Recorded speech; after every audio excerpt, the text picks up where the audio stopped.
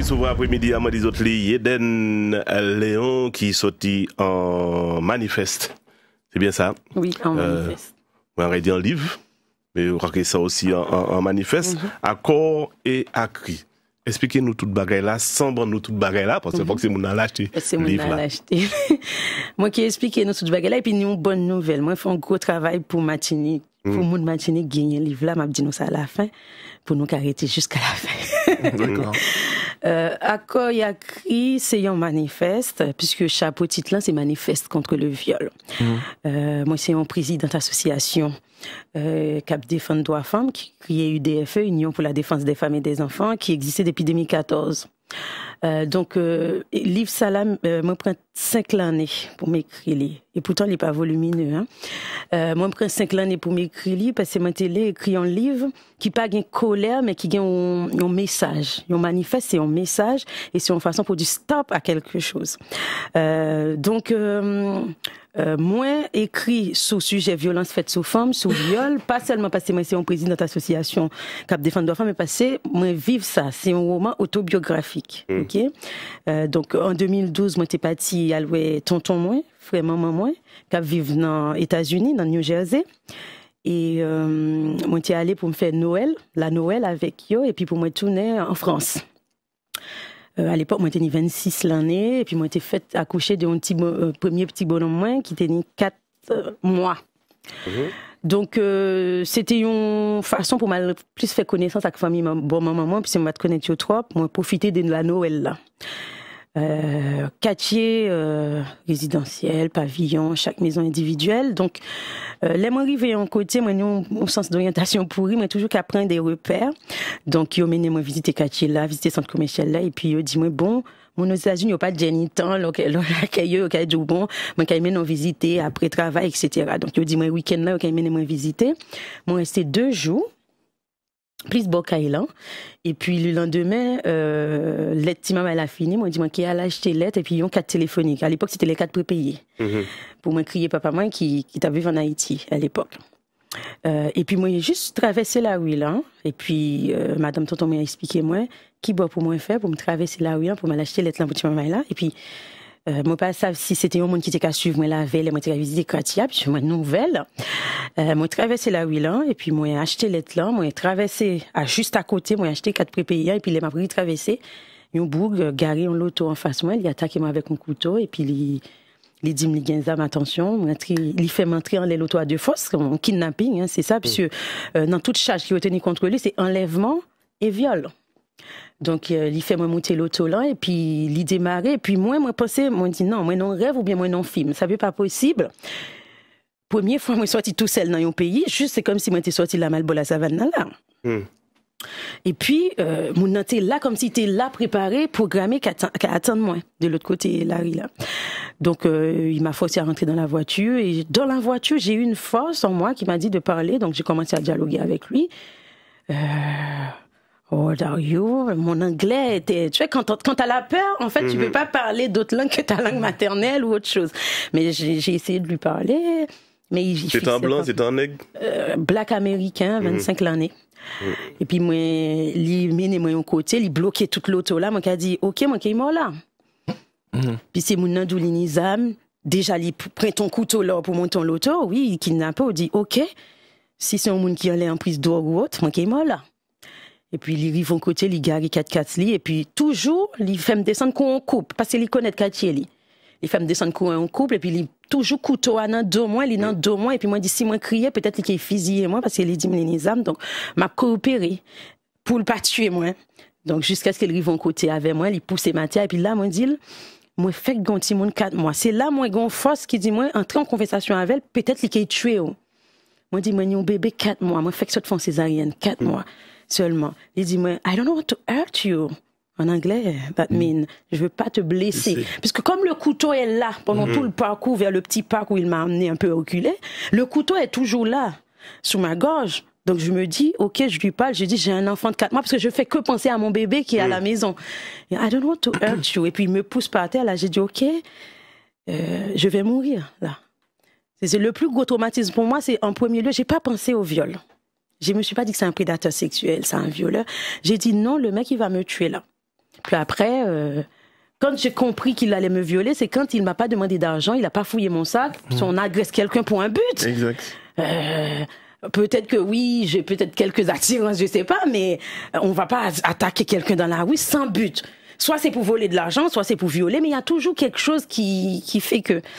Donc là, j'ai compris qu'il allait me... Quand j'ai compris qu'il allait me violer, c'est quand j'ai commencé, il a tourné le regard. À chaque fois, il fuyait mon regard.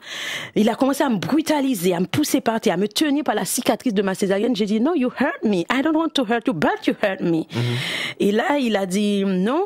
Et là, je commence à comprendre comment il se sert sur moi, que c'est quelqu'un qui essaie de me faire copier, mais pour me violer. Mais c'est bien plus tard que je l'ai compris. Alors, quand il a dit, et je l'ai dit dans le livre, quand il dit « I don't want to hurt you », violer une femme, c'est tuer sa vie, donc oui. Et là, il m'a violé. Ce qui est important à comprendre dans le combat que je mène à travers ce livre, c'est qu'après le viol, il est parti, il m'a laissé par terre, je vomissais, j'étais là comme ça. Et c'est quelqu'un qui m'a trouvé, qui a appelé la police. Je vais pas raconter toute l'histoire. Bref, il m'a violé, la justice s'est saisie de l'affaire, il a été arrêté que 5 mois après. Vraiment? Donc, non, au moins, il a arrêté. Ouais. Oui, Ouais. Il est encore en prison. Ah. Mon fils, qui avait 4 mois à l'époque, a 10 ans aujourd'hui. Ah ouais. Le procureur avait demandé 25 ans. Pourquoi? Parce que... Un récidiviste, peut-être? C'est un récidiviste. Ouais. En plus. Il a déjà violé il était en liberté conditionnelle, comme ils appellent ça dans leur jargon, et il devait repointer en janvier, il m'a violé le 6 décembre 2012, il devait repointer le 4 janvier 2013. Donc, à charge contre lui. Donc, 25 ans a été réclamé, sauf qu'il a reconnu les faits, il y avait toutes les preuves, puisque dès que j'étais là à vomir, quelqu'un a appelé la police, tout de suite, on m'a amené à l'hôpital, il n'y avait rien qui a été effacé, la scène avait été ADN, barricadée, tout. Vous savez comment ça se passe aux États-Unis, la police, les interprètes, tout le monde. Après, ce qui me peine dans cette histoire, ce qui me peine le plus, outre le viol, c'est le fait que quand je suis revenue en France, je suis revenue à la Martinique dans un premier temps, parce que ma mère vit ici et je voulais qu'elle m'aide avec le bébé parce que j'étais traumatisée. J'avais peur de sortir avec mon enfant. Je me suis dit, et si j'étais avec le bébé ce jour-là, est-ce qu'il l'aurait tué? Donc j'étais traumatisée et ça m'a lié une façon avec mon enfant. C'était la proie à cet instant T. Voilà. Parce que j'aurais pu mettre mon enfant dans le pot de bébé et aller acheter le lait. Donc tout ça m'a traumatisée d'une manière que quand je suis venue en Martinique, c'était pour que ma mère m'aide avec mon enfant, pour que moi je puisse me soigner. Sauf que pendant que j'étais en Martinique, en 2012, le viol c'était le 6 décembre 2012, je suis entrée à la Martinique en début de l'année 2013, parce qu'il fallait les enquêtes, il fallait donner les portraits robots, etc. Quand je suis arrivée à la Martinique, ce qui m'a dérangée, c'est qu'on l'a arrêté 5 mois plus tard. Je suis restée 7 mois à la Martinique après le viol. Quand on l'a arrêté 5 mois plus tard, on m'a appelé, on m'a dit « Ok, on l'a arrêté, ça y est, c'est fini. » Mais c'était pas fini, c'est là que mon calvaire allait commencer. Parce que quand on l'a arrêté, on m'a dit You don't need to come back to USA. Ça veut dire, vous n'avez pas besoin de revenir. Il a reconnu les faits. Le procureur a réclamé 25 ans, on l'a donné 12 ans. C'est bon, on l'a. Pour votre indemnité, vous aurez un dossier à compléter, à nous retourner, pour que vos frais médicaux, les frais pour faire garder vos enfants, puisque mon enfant est sur tous les dossiers. Le nom de mon fils est sur tous les dossiers. Parce que je suis une mère qui vient d'accoucher par césarienne d'un bébé de 4 mois qu'on viole, alors que j'ai dit au violeur que j'ai un bébé de 4 mois par césarienne, ne fais pas ça. Donc, quand mon enfant est à charge, ça veut dire qu'on m'indemnise pour moi, pour mes frais médicaux. C'était ça le dossier que j'avais en main. Et qu'on m'indemnise pour que mon enfant soit gardé par des nourrices pendant que moi, je me soigne du viol. C'était ça. C'était une histoire de $25 000 plus $15 000. C'était ça l'indemnité qui était dans le dossier que je devais renvoyer, remplir les formes et renvoyer aux États-Unis. Sauf que ils n'ont pas accepté mon dossier. Pourquoi? Parce que en France, quand on n'est pas bien, quand on ne va pas bien, on ne travaille pas. Quand on va à l'hôpital, on a ce qu'on appelle la CMU. Nos frais médicaux, tous les mois, vous avez peut-être l'habitude de recevoir chez vous tout ce que la CMU a dépensé pour vous. Ils ont jugé que ces factures-là sont irrecevables parce qu'ils disent que le Social Security already paid, ça veut dire qu'ils ont déjà payé. Ça veut dire pour eux, l'État français a payé. Sauf que les auditeurs seront peut-être sûrement d'accord avec moi et vous aussi ici, que depuis que j'ai l'âge de 21 ans, j'ai toujours travaillé. J'ai fait mes études entre lycée Chelsea à la Martinique et en France, mes études supérieures. À 21 ans, je me suis mariée à 22 ans. Mon fils dont je vous parle, je l'ai eu à 26 ans. C'est la même année où j'ai été violée. Et depuis à 21 ans, je bosse. J'ai mon diplôme, je bosse. Et quand je travaille, on est d'accord que je cotise à tous ces systèmes. Et quand je suis victime, soit de crime ou de viol ou autre chose, et que sur l'instant, même si c'est 5 ans, je ne peux pas travailler, l'État français ne me fait pas de faveur. Si on me paye une mutuelle pour ma santé dans un instant où je suis traumatisée parce que je suis française d'origine haïtienne, victime de viol aux États-Unis, on ne me fait pas une faveur parce que j'ai travaillé, j'ai cotisé à tout ça. Et quand je l'explique aux avocats là-bas, comme je n'étais pas au procès, je n'étais pas sur place, ils ont fait le procès sans moi, donc ils ont décidé que mon dossier était recevable. 10 ans plus tard, aujourd'hui dont je vous parle, je n'ai jamais reçu un seul centime de l'État américain pour ce viol. Et c'est ce que je raconte dans ce livre. Ce que je dis dans ce livre, c'est que lorsque j'ai été violée, on m'a expliqué mes droits. On m'a expliqué, et quand on l'a arrêté, on m'a expliqué aussi que j'ai droit à une indemnité. C'est pas la somme d'argent en soi qui est important. C'est que quand on est victime et qu'on est réparé, ça nous aide à guérir, à passer outre. Et surtout que le viol a eu plein de répercussions sur ma vie. Après mon viol, j'étais pas bien pour refaire ma vie. J'étais encore une femme mariée. Après mon viol, j'ai arrêté de travailler. Tous les moments où, même quand je devais retravailler, quand j'allais pas bien, j'étais en arrêt maladie, j'étais pas payée à 100%. Donc le viol a cassé l'évolution, mon évolution de carrière. Et ça, j'estime que j'ai pas besoin de justificatif pour être indemnisée pour ça. Et c'est ce que je raconte dans ce livre. Et quand j'ai fait mes recherches, il y a beaucoup de Français, je dis pas que des femmes, hein, Français victimes d'agression ou autres aux États-Unis, qui, en revenant en France, se retrouvent dans cette situation-là. N'ayant pas assisté au procès, le procureur vous représente. Sur le document du jugement, c'est marqué « Procureur un tel contre X, le violeur ». Mon nom n'est même pas dans le jugement final. C'est pour vous dire à quel point, quand j'ai reçu ce papier, c'est comme si on m'agressait une seconde fois. Parce que j'ai dit, c'est moi qui ai été violée, j'étais pas au procès, mais même sur le papier du jugement, mon nom n'apparaît même pas. C'est procureur de New Jersey contre X. Donc, après tous les démarches que j'ai fait des démarches, j'ai écrit à Emmanuel Macron. Pendant les 5 ans que j'ai mis à écrire le livre, j'étais en train de militer pour ça aussi parce que j'estime que c'est un devoir pour l'État américain de m'indemniser et j'estime que vu que quand j'ai été violée aux États-Unis, l'ambassade de France qui est là-bas m'a accompagné, ils m'ont donné un avocat qui parle français, etc. J'estime que s'ils ont fait ça, c'est parce qu'ils savent que si je suis française, je dois être accompagnée. C'est pour ça d'ailleurs quand j'ai écrit une lettre à Emmanuel Macron, à Monsieur le Président français, je lui ai demandé, j'estime avoir le droit de lui demander de donner là-bas, d'envoyer tous mes frais médicaux depuis de 2013 jusqu'à maintenant, pour leur dire voilà ce qui a été dépensé et leur expliquer que j'ai droit à une indemnité. Et c'est même pas les frais médicaux. J'ai pas à me justifier. Je suis une victime qui doit être indemnisée. J'ai pas à donner des factures pour être indemnisée. Puisque quand j'ai été violée, j'étais une jeune maman qui allaitait son enfant. Ça a impacté ma santé mentale et physique à l'époque. Donc, c'est ce que j'ai expliqué dans ce livre. Donc, à un moment donné, j'ai dû, après avoir fait tous mes soins médicaux, etc., j'ai dû me dire, Yeden, stop, tu as trop communiqué avec ces gens pour essayer de trouver une solution, c'est-à-dire que pour te faire indemniser. Quand j'ai contacté un avocat aux États-Unis, vous savez ce qu'il m'a dit? Si vous êtes sûr que vous aurez l'argent qui a été écrit au départ sur cette feuille, on y va, vous me payez $25 000. Ouais. Je dois payer $25 000 pour une indemnisation auquel j'ai droit. Si j'avais été victime ici en France d'un viol, j'aurais été au procès, on m'aurait indemnisé. Le jeune homme qui m'a violé à l'époque, il est encore en prison. Il travaille, il fait tout en prison. Quand il va ressortir, il aura un cash, il aura de l'argent. Et moi, j'ai pas été indemnisé. Ouais. C'est ça, en fait, le côté injuste de l'histoire. Pourquoi j'ai écrit ce livre? Je tenais à écrire ce livre 10 ans plus tard. Parce que, à un moment donné, j'ai dit, OK, je les ai dit, ne m'écrivez plus à propos de cette histoire. Vous imaginez que vous êtes victime. Chaque année, qu'il change de prison, qu'il repasse là, on vous écrit pour vous le dire. Souvent, c'est souvent vers la date de décembre.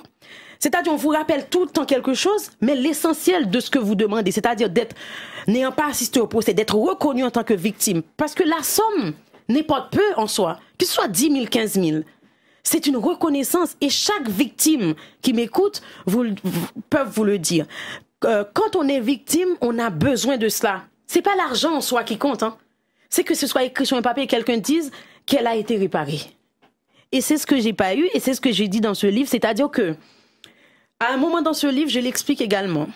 J'ai dit que si même Emmanuel Macron, qui avait reçu ma lettre, qui a dit que diplomatiquement parlant, il ne peut pas s'en mêler. C'était sa réponse. Ah ouais. Même le président de la République française, s'il devait revenir sur sa décision, ce ne serait plus la même somme. Parce que, imaginez-vous que je devais être indemnisée depuis 2013. Mais maintenant, ça fait 10 ans. 10 ans. Je vais chez le médecin public. Quand je ne travaillais pas, hein, je parle de l'époque où je travaillais, parce qu'actuellement, je suis une femme qui travaille. Hein. Je suis une femme qui travaille. J'ai eu des entreprises. Actuellement, là, mon livre que j'ai écrit est en auto-édition. C'est-à-dire que j'ai mon entreprise pour ce livre aussi, financièrement. Je me débrouille pour travailler, pour cotiser. Je vote chaque année. Je suis française, d'origine haïtienne, je le répète. Donc, j'estime que, je le dis dans le livre, non seulement l'État américain ne m'a pas indemnisé, c'est double injustice, mais l'État français aussi n'a rien fait pour moi. Personne n'a écrit une lettre, personne n'a rien fait. C'est ce que j'explique, que quand on est victime, il y a des millions de dollars américains qui est fait par le VAWA. Le VAWA, c'est quelque chose qui existe pour les victimes aux États-Unis. Des millions mis à disposition pour aider les victimes. De l'argent qui souvent n'est pas versé parce que la personne qui a violé a de l'influence, parce que date, pour plein de raisons. J'ai pas écrit ce livre pour qu'on m'indemnise. J'ai pas écrit ce livre pour réclamer que cette somme me revienne. J'ai écrit ce livre pour dire, OK.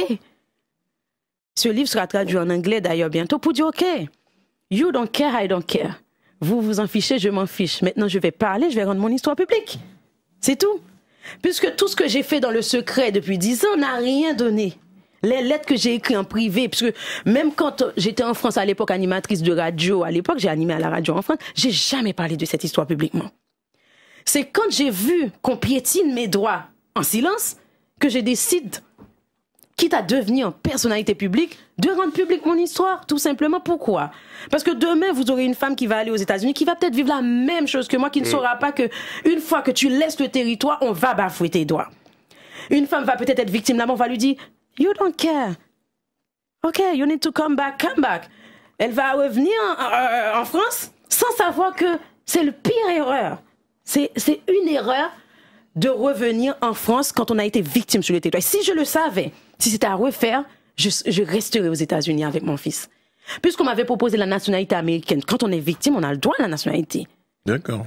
Donc, je serais restée aux États-Unis, même si mon fils avait 4 mois, même s'il devait être loin de son père. Si je savais qu'ils allaient se servir ainsi de mon dossier, me faire tourner pour garder l'indemnisation, puisque c'est ça dont il s'agit, je serais restée aux États-Unis jusqu'à ce qu'on arrête la personne qui m'a violée, et j'aurais assisté à mon procès. Et si j'avais assisté à mon procès, les choses seraient différentes. Et c'est contre ça que j'ai dû me battre, pour me dire que c'est moi, parce que je suis partie, je suis coupable. C'est ça, j'ai dû aussi me battre contre ça, pour me dire que Yeden, c'est pas ta faute, parce qu'il y a des gens qui sont là pour ça, qui t'ont dit, tu peux partir, tes droits vont être respectés. Or, mes droits n'ont pas été respectés. Et voilà. Est-ce que vous aviez un avocat qui vous représentait?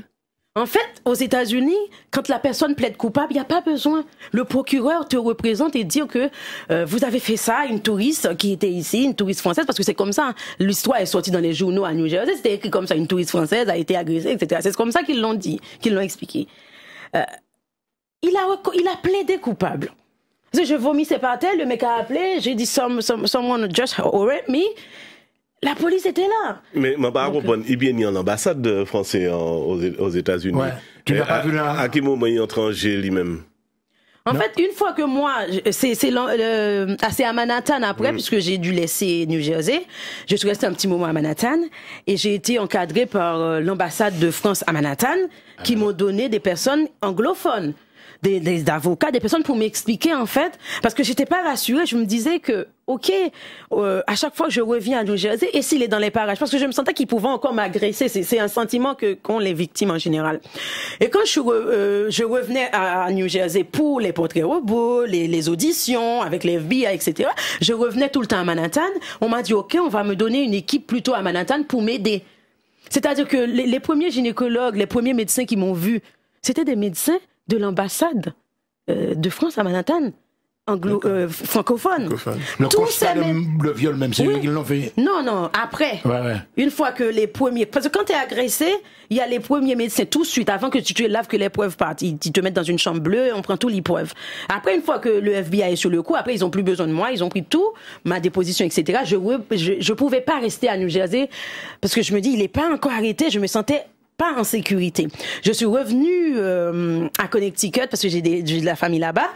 Et de Connecticut, j'allais tout le temps à Manhattan me faire consulter parce que je dormais pas sans médicaments. Parce qu'une femme qui vient d'être violée ne peut pas dormir sans médicaments parce que tu revois la scène du viol à chaque nuit. Et comme je pouvais pas dormir sans médicaments, il fallait que j'aille voir le médecin tout le temps. Il fallait qu'il y ait un gynécologue qui me suit. Parce que quand on t'agresse, il faut que tout, c'est un package de suivi, en fait. Et comme moi, mon anglais n'était pas top à l'époque, donc c'est l'ambassade de France de Manhattan qui m'a donné tout le médecin, avocat, pour m'expliquer mes droits, puisqu'on peut pas m'expliquer mes droits en anglais. Je serais aberrant, je comprendrais rien. Donc on m'a expliqué tous mes droits, etc. Et quand il a fallu faire un dossier pour l'indemnisation, toutes ces personnes ont écrit une lettre signée. D'accord. À Manhattan, le médecin qui m'a suivi a écrit une lettre signée pour dire que Madame Léo était dans un état de traumatisme extrême après l'agression. Voilà comment je l'ai suivi. Les médecins qui m'ont suivi à la Martinique ont écrit. Les médecins qui m'ont suivi en France, tout le monde a écrit pour conforter le dossier, pour expliquer la situation. Mais même ça, je trouve c'est aberrant. On n'a pas besoin d'écrire. Parce que pour moi, la justice devrait savoir qu'un viol est traumatisant et qu'il faut indemniser. C'est simple. Mais juste pour savoir, par rapport à la famille qui se trouvait au New Jersey, est-ce que cette famille-là ne pouvait pas aussi vous représenter ou être là pour, comment dirais-je... Oui, s'il avait nié, d'accord. Il y aurait eu un vrai procès. D'accord. Il n'y a pas eu vraiment un vrai procès. Parce qu'il a reconnu, oui, il a fait ça. Il y avait trop de preuves sur les lieux. Il y avait trop de preuves. Quand quelqu'un te viole, tout de suite tu vomis, la personne vient de partir. Juste parce que j'étais traumatisée, j'ai dit que la voiture était blanche alors qu'elle était noire. Sinon, il aurait été arrêté le jour même. C'est pour vous dire que tout de suite la police était là. Le lieu où il m'a poussé, même les feuilles qui étaient sur mes cheveux, les lieux, ils ont tout pris. Toutes les preuves étaient là. Ce qui s'est passé, c'est que la justice américaine est mal faite. La justice américaine ne protège pas assez les femmes. C'est tout. Et il y a beaucoup de femmes dans ce cas-là. Pas que les femmes, hein, ces nègres-là aussi. Oui. Les Noirs en général. Nous, les Noirs, on essaie toujours de nous faire un coup bas pour nous bafouer. Donc, ce qu'ils ont fait, ils savaient très bien qu'une fois que j'étais pas sur le territoire, ce qui allait se passer, hein. Mais ils n'allaient jamais me le dire. Ils n'allaient jamais me le dire. Pourquoi? Parce qu'il y a des caméras partout. Ils ont vu sur les caméras quand je suis rentrée dans les boutiques ce que j'ai acheté. Ils ont tout vu. Sauf que j'ai dit que la voiture était blanche alors qu'elle était noire et que quand ils ont barricadé, ils cherchaient une voiture qui n'était pas de la bonne couleur. Ils l'ont pas arrêté le jour même pour cette raison simple. Après, tout ce qui s'est passé après, ils l'ont arrêté, oui. Moi, je me plains pas de la justice américaine totalement, etc. Hein, sur le côté juridique même. Il a été arrêté, il est en prison, etc. C'est pas ça. C'est que dans cette affaire-là, j'ai découvert qu'il y a des milliers de personnes qui vivent la même chose que moi, qui ne sont jamais indemnisées, qui ont lutté, qui ont fini par abandonner. Moi, je voulais pas abandonner sans rien faire, donc j'ai écrit un livre qui va être traduit en anglais, qui va être distribué aussi, parce que mon livre est vendu sur Amazon, qui va être sur Amazon.com pour être diffusé aussi aux États-Unis. Pourquoi? Parce que c'est la seule façon pour moi d'exprimer ce qu'on m'a fait. Parce que ce qui s'est fait, c'est d'une double injustice, tout simplement. Et au niveau de ton fils, par exemple, qui a grandi entre-temps, comment il perçoit de cette Non, affaire? je protège mes enfants de tout ça. Je parle pas de... En fait, un enfant ressent ton chagrin, ressent ta peine.